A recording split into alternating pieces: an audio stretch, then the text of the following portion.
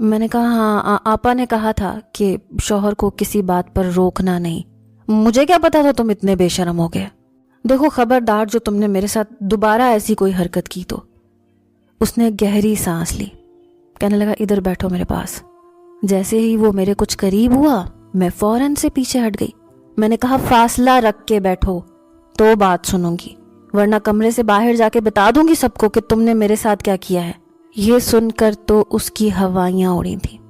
کہنے لگا اچھا نہیں آتا تمہارے پاس، لیکن دیکھو میری بات سنو. پھر کہنے لگا نکاح کرنے کا مقصد یہی ہوتا ہے کہ بیوی اپنے شوہر کو اس کے کسی عمل سے روک نہیں سکتی. میں نے کہا شوہر چاہے جو مرضی بے شرمی کرتا رہے.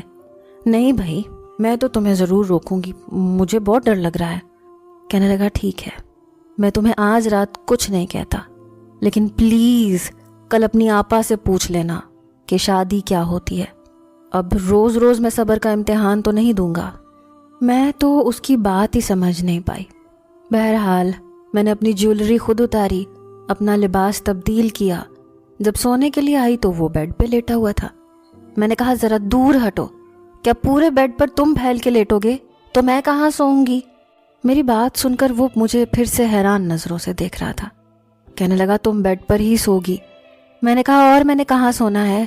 بڑی خوشی سے اس نے مجھے جگہ دی تھی، بلکہ میرا تکیہ بھی اس نے اپنے تکیے کے ساتھ بالکل لگا کے رکھا تھا. لیکن میں نے اسے گھور کر دیکھا، پھر اٹھ کر صوفے کے پاس آ گئی. صوفے پر چھوٹی چھوٹی گدیاں رکھی ہوئی تھیں.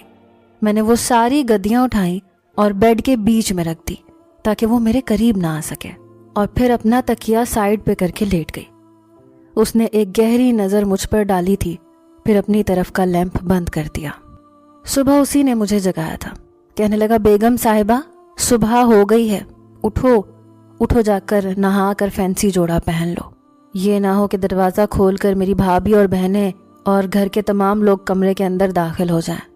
اس نے کہا میری بات سنو، اگر میری بھابیاں یا میری بہنیں تم سے کچھ بھی پوچھیں تو ضرورت نہیں ہے تمہیں کچھ بھی سچ بتانے کی، کہنا سب کچھ ٹھیک ہے. میں نے کہا ٹھیک ہے کہہ دوں گی، لیکن تم نے جو حرکت کل کی تھی نا وہ مت کرنا. میری بات سن کر وہ میرے پاس آ گیا. میرے بالوں کا جوڑا اس نے کھولا.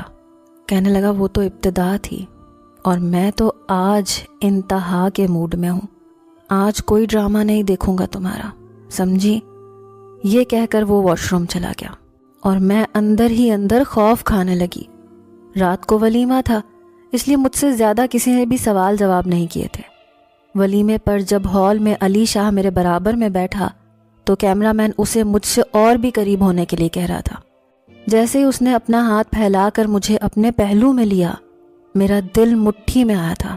پھر میرے کان کے پاس آ کر کہنے لگا رات کو بھابھی تمہارے کمرے میں آئیں گی تمہیں کچھ عقل دینے کے لیے، اس لیے ان کی باتیں اچھی طرح ذہن نشین کر لینا. پتہ نہیں کیوں اس کی بیتاب نظریں، بے باک انداز دیکھ کر مجھے خطرے کی گھنٹیاں سنائی دے رہی تھیں. ولیمے کی رات جب میں کمرے میں بیٹھی تو کچھ ہی دیر کے بعد علی شاہ کی بھابھی کمرے میں آئی. میرے پاس آ کر بیٹھ گئیں. میں بے حد نروس تھی. کہنے لگی لائبہ